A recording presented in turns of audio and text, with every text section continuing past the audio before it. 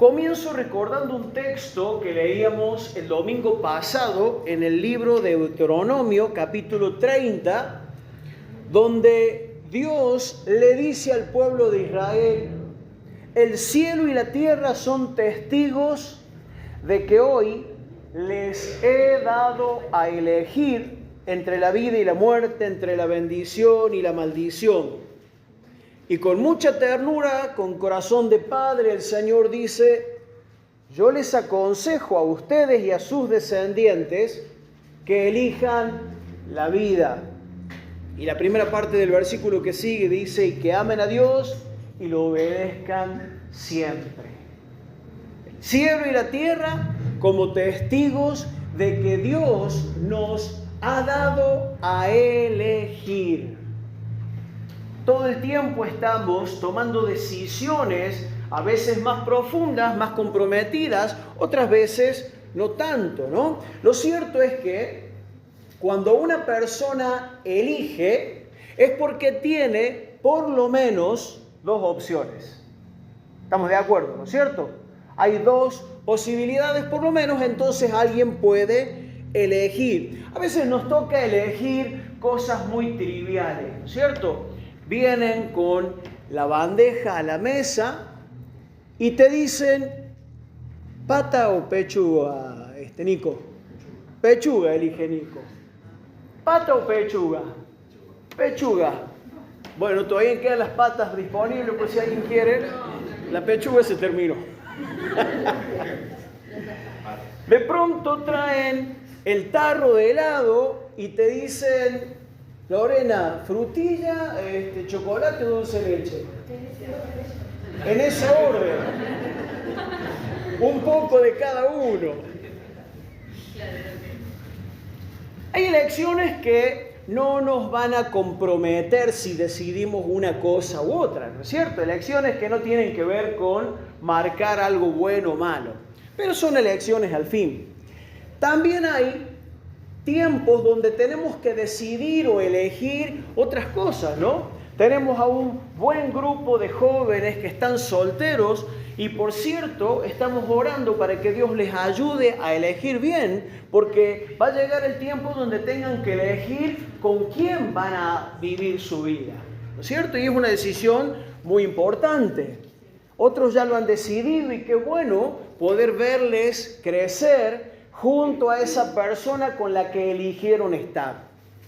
De pronto llega el momento de terminar la secundaria y elegir una carrera o un oficio, un trabajo, o de pronto alguien que tiene trabajo recibe la oferta de lo que aparentemente es un mejor trabajo, pero resulta que tiene que dejar el lugar donde vive para irse a otro pueblo o a otra ciudad o a otro país, ¿no es cierto? Y hay que tomar una elección en cuanto a eso. Bueno, esas son elecciones que por ahí demandan un poco más de sabiduría y de tiempo. Y qué bueno cuando la gente, sobre todo nosotros que decimos ser siervos del Señor, qué bueno cuando nos tomamos el tiempo para pedirle consejo a los padres, a personas que nos pueden dar una orientación para que no nos apuremos. Qué bueno cuando la gente se toma el tiempo para orar y preguntarle al Señor: ¿qué hago, Señor? ¿Qué decisión tomo? ¿Qué escojo ante esta encrucijada? Y me apareció ahí en el recuerdo el Salmo 25:12, donde dice: ¿quiénes son los que temen al Señor? Una pregunta que creo que viene del cielo, donde Dios está diciendo: a ver, ¿quiénes son los que tienen consideración de mi palabra? ¿Quiénes son los que me respetan? Y a continuación dice: Él les mostrará el sendero que deben elegir. ¿Te gustaría que de pronto Dios te diga, cuando vos le planteas: Señor, no sé qué hacer, no sé si ir por acá o por acá? Y ante tu actitud humilde: Señor, ¿por dónde voy? Que Dios de alguna manera te muestre el sendero, te muestre el camino que tenés que elegir. Qué bueno que el Señor te diga: qué cosa emprender, a qué dedicarle tiempo, qué priorizar en tu vida. Si tenés que tomar más horas para trabajar o tenés que dedicarte un poco más a tu familia. Qué bueno cuando la gente temerosa de Dios le pide guía al Señor, porque el Señor a los que le temen les dice por dónde tienen que marchar. ¿Sí? Pero dice el versículo que leímos en Deuteronomio, que Dios llamó a los cielos y a la tierra como testigos, porque he puesto delante de ustedes la vida y la muerte, la bendición y la maldición. Y con mucha ternura de padre el Señor dice, yo les aconsejo a ustedes y a sus hijos que escojan la vida, para que vivan, ustedes y su descendencia. ¿Saben por qué? Porque el Señor sabe que hay decisiones en esta vida que son mucho más comprometidas.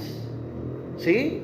Hay decisiones que trascienden lo que podamos conseguir acá en la tierra y van a tener repercusiones aún en la eternidad. O sea, muchas de las decisiones que tomamos, por no decir prácticamente todas, tienen repercusiones aquí y ahora. Me refiero en esta vida. De hecho, si has tomado buenas decisiones en esta semana, en este mes, si has tomado buenas decisiones en los últimos años, seguramente que ahora te podrás acostar y dormir tranquilo porque estarás recibiendo los beneficios de las buenas decisiones que tomaste. Y también nos pasa, porque erramos, somos humanos, que a lo mejor tengamos que estar soportando las consecuencias de las malas decisiones que tomamos. ¿Sí? Por ahí gastamos más de la cuenta en el mes y resulta que llegó el día 20 y todavía no se termina y ya en la alcancía no queda nada. Porque tomamos una mala decisión económica, por ejemplo. Por ahí una decisión tonta, no me llevé un buen abrigo, la tarde estaba fabulosa, pero cambió el tiempo y después me costó una gripe, un resfrío. Bueno, por eso digo que hay decisiones que de pronto tienen una repercusión acá en la tierra, pero tenemos que entender, por eso comencé leyendo este texto de Deuteronomio, que hay decisiones o elecciones que tomamos en esta vida y que tienen repercusión en la eternidad. Y a eso se refirió Jesús cuando Él dijo, entren por la puerta estrecha. O sea, decidan entre la puerta estrecha y la puerta ancha, porque ancha es la puerta y espacioso el camino que lleva a la perdición, es decir, a una eternidad sin Cristo. Y lamentablemente Jesús sabía que mucha gente va por ese camino y entra en esa puerta ancha. Y explicó a continuación que la puerta es angosta y el camino es estrecho, el que lleva a la vida eterna. Y son pocos los que hallan ese camino. Entonces, Dios sabe que hay decisiones muy importantes en la vida. Y Él quiere, con todo su corazón de Padre, ayudarnos a entender qué es lo que realmente nos conviene. No solamente para esta vida, sino para esa eternidad. Y qué bueno es pensar que tenemos a un Dios presente, a un Padre amoroso, todopoderoso y que nos habla bien claro para que no metamos la pata, permítanme la expresión porque todo el mundo lo va a entender, para que no erremos, para que no decidamos mal, para que no tengamos que pagar consecuencias acá, pero mucho menos en la eternidad, ¿no? Mucho menos en la eternidad. Y quería que viéramos un ejemplo o un par de ejemplos en la Biblia de gente que tuvo que escoger, tuvo que decidir. Y cómo fueron aprendiendo. Porque si hay algo que en el Evangelio podemos disfrutar, es que aun cuando hayamos pasado un tiempo de malas decisiones o de ignorancia o de testarudez o de creernos que nosotros nos la sabíamos, el Señor nos da siempre nueva oportunidad para que podamos enmendar. Por eso el mensaje del Evangelio contiene esta palabra poderosa: arrepiéntanse. Eso significa, asuman que lo que hicieron hasta acá no estuvo bien. Y en el Señor hay una nueva oportunidad de decidir de otra manera, de obrar de otra manera. ¿A partir de qué? A partir de entender y asumir que no estuve haciendo las cosas como Dios estableció, sino como a mí me pareció, o como yo supe, o como me enseñaron hasta acá, ¿no? Entonces, el ejemplo que quiero que veamos primero es el de Moisés. Y en la carta a los Hebreos, capítulo 11, versículos 24 al 26, dice así el texto bíblico: por la fe Moisés, hecho ya grande, rehusó llamarse hijo de la hija de Faraón, escogiendo antes ser maltratado con el pueblo de Dios que gozar de los deleites temporales del pecado, teniendo por mayores riquezas el vituperio de Cristo que los tesoros de los egipcios, porque tenía puesta la mirada en el galardón. 3 versículos que quiero desglosarlos un poquito para que podamos entender con mayor claridad qué es lo que nos dicen. Por la fe, ninguna decisión, ninguna buena decisión tomamos las personas si no es primero creyendo en el Señor. A ver, hay gente que sin creer en Dios toma buenas decisiones, pero cuando hablamos de la eternidad, cuando hablamos no solamente de lo que vamos a traer como resultado de nuestras decisiones aquí, sino en la eternidad, sí o sí está incluida la fe. Vengo mencionando hace creo que 4 domingos ese texto donde Pablo le dice a los corintios que el hombre natural, es decir, el ser humano que no considera a Dios, que no cree en Dios, que no toma en cuenta los principios de Dios, el hombre natural no percibe las cosas que son del Espíritu, porque para él son locura y no las puede entender porque se han de discernir espiritualmente. ¿Sí? Entonces, por la fe, Moisés, hecho ya grande, porque de chico o de más joven tomó otras decisiones. Los que conocen la historia de Moisés saben que tenía la buena intención de ayudar a su pueblo, pero cuando el zapato le comenzó a apretar, decidió huir y salvar su propio pellejo, ¿no? Entonces, por la fe Moisés, hecho ya grande, habiendo madurado, habiendo entendido las cosas de otra manera, rehusó llamarse hijo de la hija de Faraón. Rehusó, no aceptó, renunció. No quiso saber nada con este parentesco político que le significaba, por un lado, un beneficio tremendo. Imagínate vos ser el nieto del rey o del faraón de Egipto. ¿Tendría o no tendría beneficios?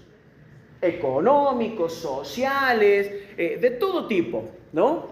Pero cuando Moisés ya fue grande, por la fe tomó la decisión de rehusar, de rechazar ser el heredero al trono de Egipto. ¿Por qué tomó esa decisión Moisés? ¿Cómo fue que llegó a escoger eso? Bueno, dice el verso 25, escogiendo, es decir, prefiriendo o decidiendo entre 2 opciones. Acordate que cuando alguien prefiere, cuando alguien elige, es porque hay por lo menos 2 alternativas. Fíjate cuáles son. Escogiendo antes ser maltratado con el pueblo de Dios, esa era la primera alternativa, que gozar de los deleites temporales del pecado. Esa era la segunda alternativa. O sea, Moisés podría haber elegido o escogido los deleites temporales como resultado de ser el nieto político del faraón, ¿no es cierto? Él podría haber elegido todos los beneficios económicos y sociales de ser el nieto del faraón, pero él decidió escoger otra cosa. Y fíjate qué curioso, dice que decidió escoger ser maltratado con el pueblo de Dios. Y acá es donde vuelve a tomar sentido este pasaje de Corintios, donde Pablo dice, el hombre natural no entiende las cosas que son del Espíritu. Cualquiera, en su lógica, a cualquier persona vos le decís, ¿qué escoges? ¿Ser el heredero al trono del emperador, del rey, del presidente? ¿O preferís sufrir con tu pueblo? Lógicamente, ¿sí? ¿Qué elegiría la mayoría de las personas? ¿Qué elegís? ¿Vivir en humildad? No digo en pobreza, pero con lo justo y honradamente, o tener un montón de cosas, aunque tengas que transar y mentir y engañar. Y ahí ya empezamos a entender de qué se trata todo esto. Porque hay gente que quiere la fe y que quiere agradar a Dios, pero no me toquen la economía. Y de pronto alguien recibe un ascenso con tal de hacer la vista gorda en algunas cuestiones de orden, pero después dice, ay, el Señor me bendijo y me ascendieron en el cargo de trabajo. Bárbaro, si Dios asciende, no tengo duda, pero si te ascendieron por tener que hacer la vista gorda y mentir, entonces ese ascenso no vino de Dios. ¿Cuántos favores, entre comillas, paga la sociedad para conseguir cosas? ¿Por qué? Porque humanamente hablando, todo el mundo busca la riqueza, todo el mundo busca los beneficios económicos, acomodarse socialmente. Bueno, Moisés, por la fe, había entendido algo. Y por eso que él entendió, pudo ver que era mejor sufrir con su pueblo que disfrutar de los deleites temporales que le ofrecía ser el nieto del faraón. ¿Me siguen? ¿Se entiende? Y el verso siguiente sigue ahondando en este argumento espiritual al que Moisés abrazó para tomar la decisión que tomó. Dice el verso 26, teniendo por mayores riquezas, subrayo, porque está hablando de riquezas, aunque no necesariamente de riquezas económicas, pero sí dice claramente que Moisés tuvo por mayores riquezas el vituperio de Cristo que los tesoros de los egipcios, porque tenía puesta la mirada en el galardón. ¿Qué es el galardón? ¿Qué son los vituperios? Bueno, te lo leo en la versión traducción lenguaje actual y este mismo versículo 26 que está mucho más claro. Dice así, en vez de disfrutar de las riquezas de Egipto, Moisés decidió que era mejor sufrir como también iba a sufrir el Mesías, pues sabía que Dios le daría su premio. Pero ¿y cómo sabía Moisés que Cristo iba a sufrir si todavía faltaban 1500 años para que llegara Cristo? Bueno, no sé si lo sabía a ciencia cierta, aunque Moisés, como profeta, habló del Mesías, del enviado de Dios para con su pueblo. Lo que sí entendió Moisés es lo que a veces entiende un papá o una mamá cuando más allá de que le duele la garganta o de que no está bien de salud, se tiene que levantar a la noche a cuidar, a atender a su hijito o a su hijita, no porque el hijo le vaya a pagar, sino porque hay un beneficio que en nuestro corazón, en nuestra mente, un poquito más madura que antes, entendemos que estamos dando, lo que decía Guillermo, estamos cuidando, estamos proyectando en nuestros hijos, sembrando en nuestros hijos. Una expresión más profunda de esto. ¿Cómo es que alguien se somete, alguien que está sano físicamente, se somete a una operación para que le saquen un riñón y poder dárselo a su hijo o a su hermano o a su padre o a su madre? ¿Cómo alguien decide sufrir, pagar y exponerse al riesgo por hacerle un bien hacia otra persona? Evidentemente, esa persona que escoge padecer todo eso, lo hace porque tiene su mirada puesta en un objetivo que es ayudarle o salvarle la vida a alguien. Porque alguien que no entiende eso jamás pondría ni la uña por el vecino.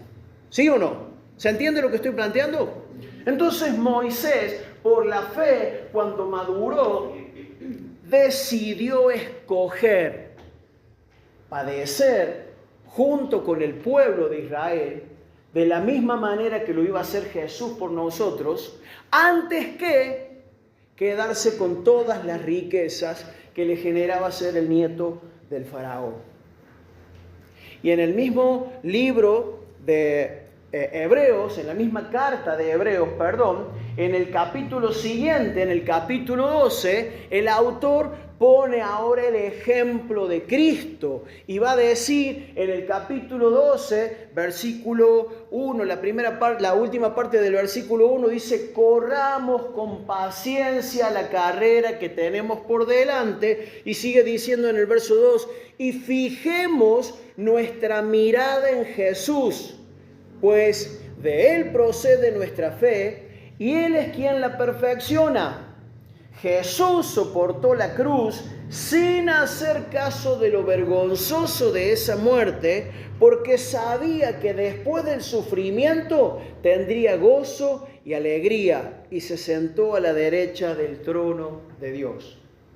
Por eso conecta Hebreos el sufrimiento de Moisés como alguien que se estaba preparando para hacer lo mismo que iba a hacer Cristo por nosotros. Y de vuelta, humanamente hablando, ¿cómo se explica que alguien decida poner su vida para salvar a toda una manga de pecadores?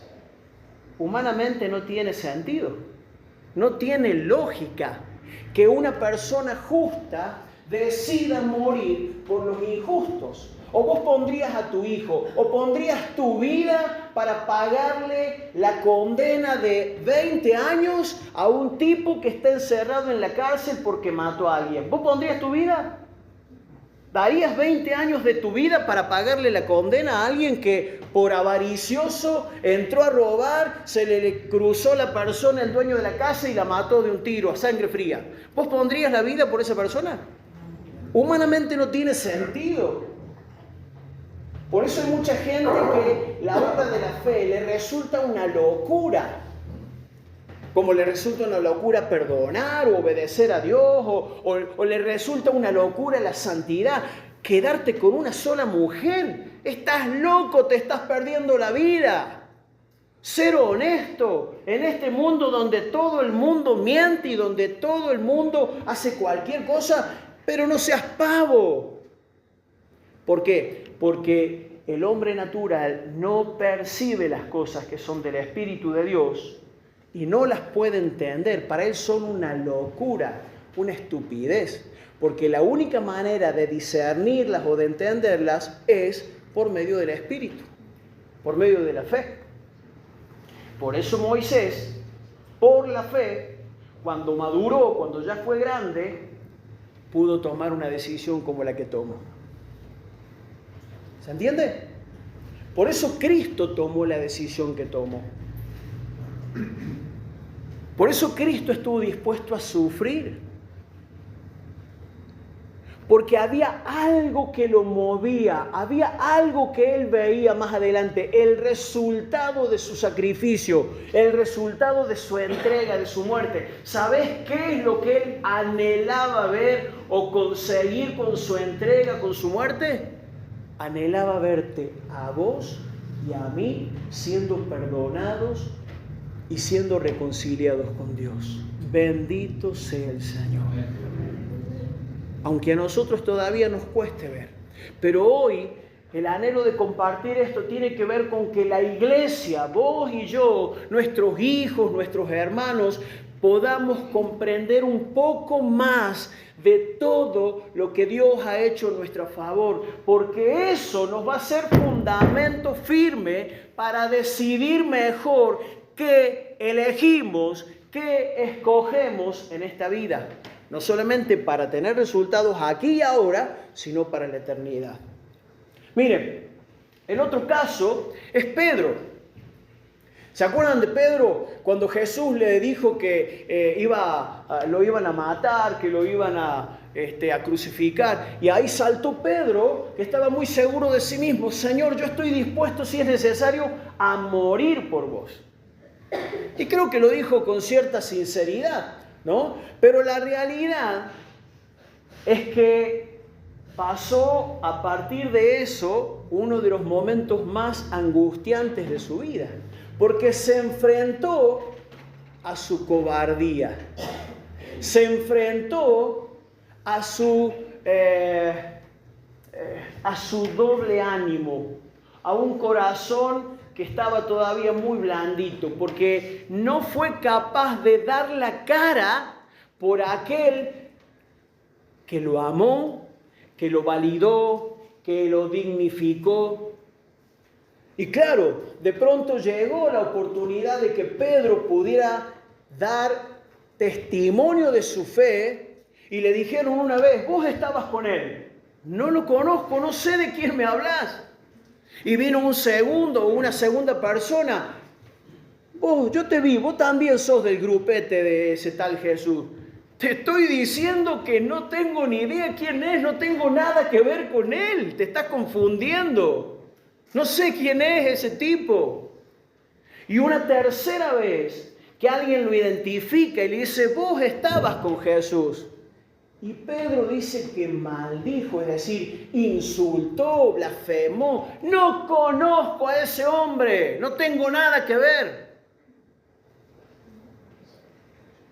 Y cantó el gallo y Jesús lo miró y fue suficiente para que él reconociera su miseria, como tantas veces la tenemos que reconocer nosotros, ¿no?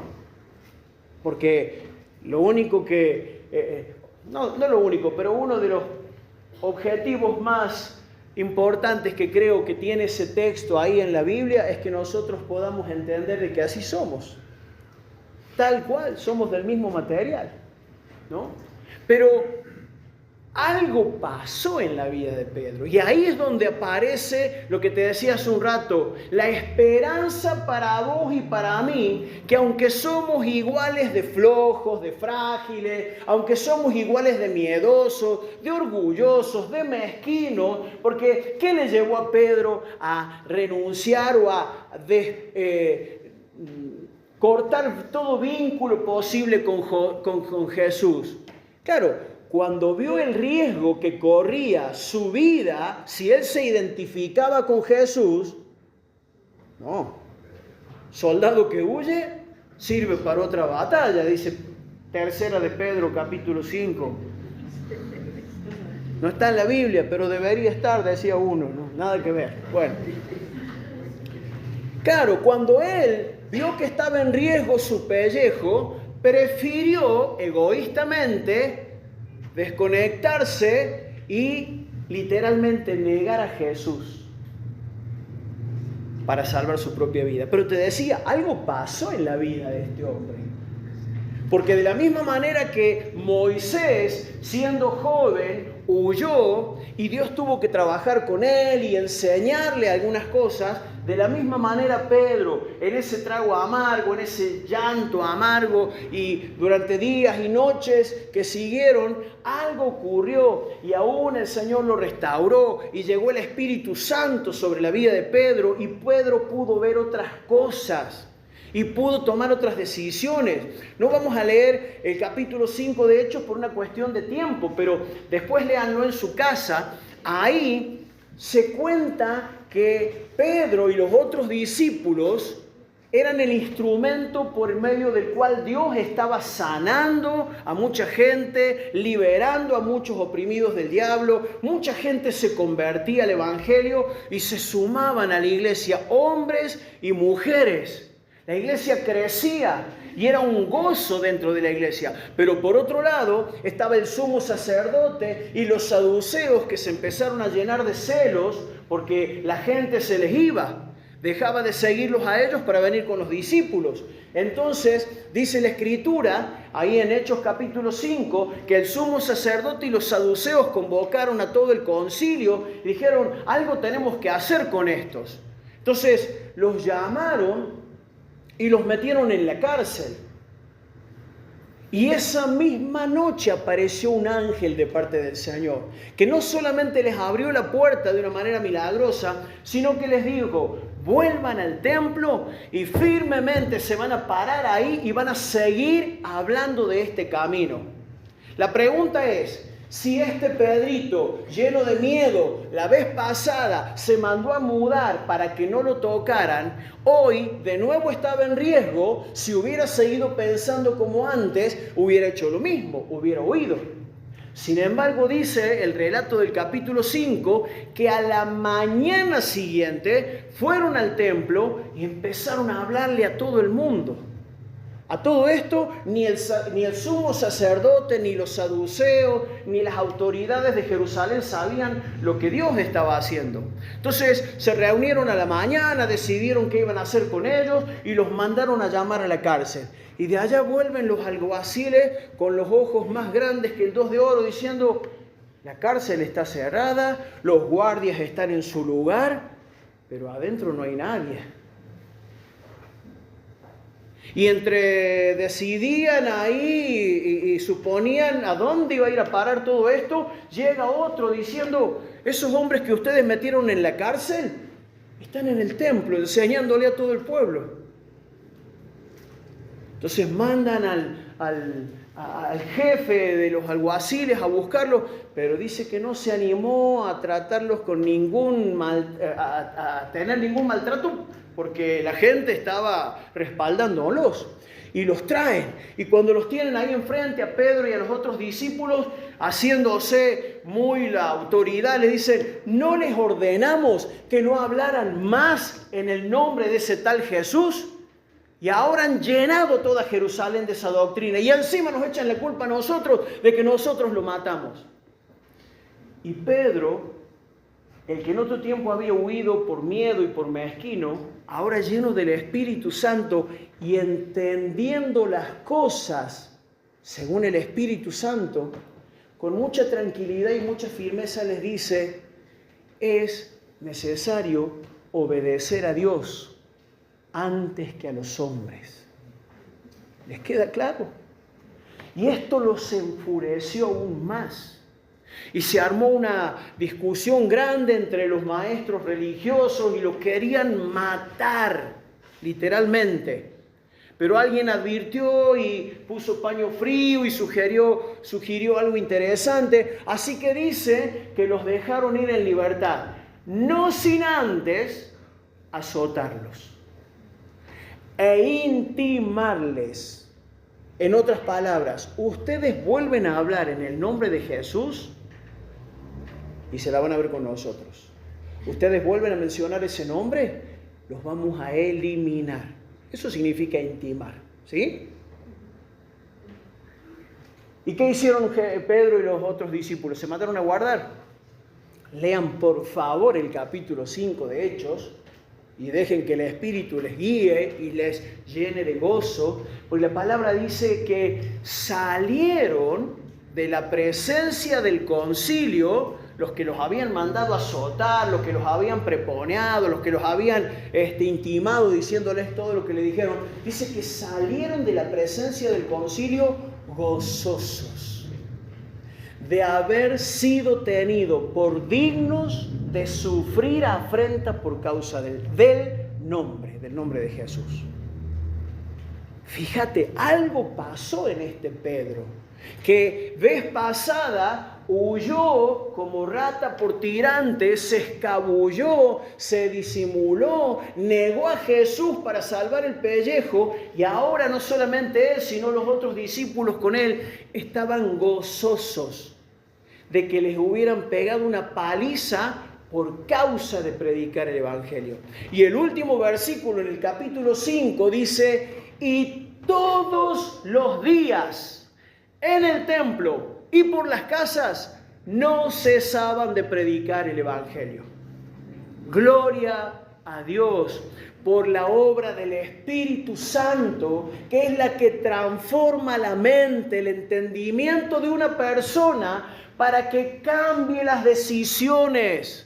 Y el Espíritu Santo de Dios sigue siendo el mismo ayer, hoy y por los siglos. El mismo Espíritu de Dios que cambió a un Moisés, que cambió a un Pedro para que dejara de ser un cobarde y pusiera su vida por Cristo, es el mismo que me asiste a mí y a cada uno de nosotros y a todo cristiano sobre la tierra, hermanos queridos, para que aprendamos a decidir por el Señor, para que aprendamos a serle fieles, para que caminemos en integridad, aunque el mundo no lo entienda, aunque los demás se rían y se burlen, aunque otros te digan: deja de perder el tiempo, ¿qué te están haciendo? ¿Te han lavado la cabeza? ¿Qué te están diciendo? ¿Qué te están prometiendo? Mirá, yo no te puedo prometer nada, pero hay una promesa de vida eterna que dio el Señor Jesucristo. El mensaje del Evangelio habla de una eternidad con el Señor y de una eternidad sin el Señor. Entonces, yo espero, hermanos queridos, oro por esto cada día para que Dios me ayude a entender estas cosas. Fíjate, quiero ir cerrando. En la carta a los Efesios, Pablo les dice a estos hermanos así, capítulo 1, versículos 17 y 18, les dice que Pablo oraba por lo siguiente: para que el Dios de nuestro Señor Jesucristo, el Padre de gloria, les dé espíritu de sabiduría y de revelación en el conocimiento de Él. Oro para que Dios alumbre los ojos de su entendimiento, para que sepan cuál es la esperanza a la que Él los ha llamado y cuáles son las riquezas de la gloria de su herencia en los santos. Pablo entendía que la única manera de que estos hermanos u otros a los que también les escribió algo similar pudieran conocer, entender, tener firmeza y solidez para decidir lo que conviene, era que Dios les abriera el entendimiento. Y esta tiene que ser nuestra oración diaria, hermanos. Más allá de que oremos por los que necesitan salud, trabajo, por las familias que están rotas, por los que no conocen al Señor, tenemos que seguir clamando para que Dios nos abra el entendimiento y podamos comprender esas promesas que nos ha hecho, la grandeza de las riquezas que nos esperan en Cristo Jesús. Moisés pudo ver que mejor que todas las riquezas que significaban ser el nieto del faraón era el hecho de acompañar al pueblo y sufrir con él si era necesario, porque había un galardón, había un premio. Y eso lo tenemos que entender, pero no lo podemos entender si no clamamos y si no nos disponemos a buscarle a Él. Miren, cuando la gente no entiende, ¿Qué es lo que nos espera en Cristo? Cuando la gente no conoce estas riquezas, decide cualquier cosa. Decidimos mal cuando no conocemos las verdaderas riquezas que nos esperan. Yo he contado alguna vez que de jovencito, 21, 22 años, estábamos de novio con Sandra, había juntado un dinerito, para mí era una fortuna, había logrado ahorrar $2.000 y tenía el objetivo de comprarme un instrumento de música. ¿Saben qué pasó? El que me lo iba a vender no me lo vendió. ¿Qué hizo el inteligente de David? Se metió en una empresa, entre comillas, donde tuve que poner toda esa plata y me dieron un montón de potecitos con detergente. Ya les he dicho, todavía anda alguno dando vuelta por ahí. Al día de hoy, un potecito de detergente valía 30.000 pesos, si no me quedo corto. Y claro, alguien me dijo, Sandra entre ellos, che, ¿estás seguro que...? Pero yo estaba convencido de que eso me iba a traer a mí una fortuna. Me hicieron ir a una reunión, había toda gente con traje, hablaban todos muy sonrientes por el micrófono, buen perfume, un lugar muy bonito. Claro, yo entré ahí y dije, ahí soy el próximo. El próximo Gil que puso 2.000 mangos. Pero ¿por qué pasan esas cosas? ¿Por qué una persona decide mal? Porque no conoce la realidad. ¿Y sabes qué? Acá no es chiste. El enemigo es un maestro para engañar y fraudear. El enemigo Satanás es un maestro para pintarnos panoramas, para pintarnos réditos y beneficios y alegría y satisfacción, que después, muy lejos de que lleguemos a tener eso, viene el dolor y el sufrimiento, porque Jesús fue claro, el enemigo no viene sino para robar, matar y destruir. Fue Jesús el que vino para darnos vida y vida en abundancia.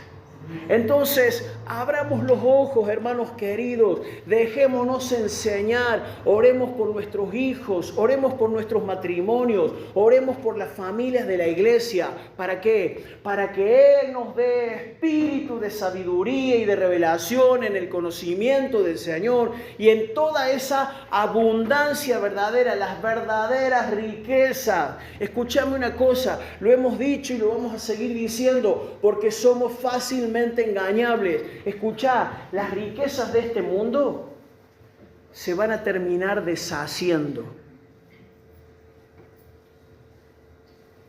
Pensé que alguno iba a decir, sí, es así. Casi algunos nos vi haciendo puchero. A ver, no es para que las tires, no es para que las maltrates, no es para que no las consideres, pero sepamos, hermanos, no nos vayamos detrás de la zanahoria que le ponen al burro ahí atada a la cabeza, porque no la vamos a alcanzar nunca. Esa satisfacción no llega. Es un engaño. La palabra habla del engaño de las riquezas. ¿Y cuál es el engaño de las riquezas? Que cuando tengas esto vas a ser feliz. Cuando tengas una mejor casa, cuando tengas un mejor trabajo, cuando tengas un mejor ingreso, cuando tengas un mejor celular, un mejor puesto de trabajo. Eso es un engaño. Trabajemos duro, seamos los mejores en nuestro trabajo, pero cuidado con poner ahí nuestra mirada, porque eso nos va a hacer desviar del Señor y nos va a hacer tomar malas decisiones. Hermanos queridos, el enemigo está tratando desde el primer día que ronda entre los seres humanos de apartar a la gente del camino del Señor. El enemigo está buscando permanente y persuasivamente que vos y yo decidamos mal, escojamos lo que no nos conviene, lo que nos va a traer dolor, sufrimiento, muerte, separación, quebranto en la familia, en el matrimonio y aún en la economía. Entonces, abramos los ojos y aún lo material. Si todavía no ha perdido vigencia, porque vos y yo podemos seguir usando el dinero que ganamos, pero ya perdió vigencia para todos los que se murieron. Y hay gente que se murió con montones de plata. ¿Para qué le sirve hoy? ¿Para comprarse un mejor nicho en el cementerio? Uno con aire acondicionado y calefacción. Perdónenme la ironía, pero espero que podamos entender, hermanos. Termino. En la misma carta a los Efesios, Pablo les dice así una vez más, aunque, capítulo 3, versículo 8, aunque soy el menos digno de todo el pueblo de Dios, por su gracia, Él me concedió el privilegio de contarles a los gentiles, es decir, a los que no son judíos, acerca de los tesoros inagotables que tienen a disposición por medio de Cristo. Pablo sabía que su misión era contarle a las personas acerca de estos tesoros, riquezas, valores inagotables, incomparables que tenemos las personas en el banco, en el gobierno, en Cristo Jesús. Los tesoros inagotables que tienen a disposición por medio de Cristo. Yo no sé cuál será tu decisión, cuál será tu elección.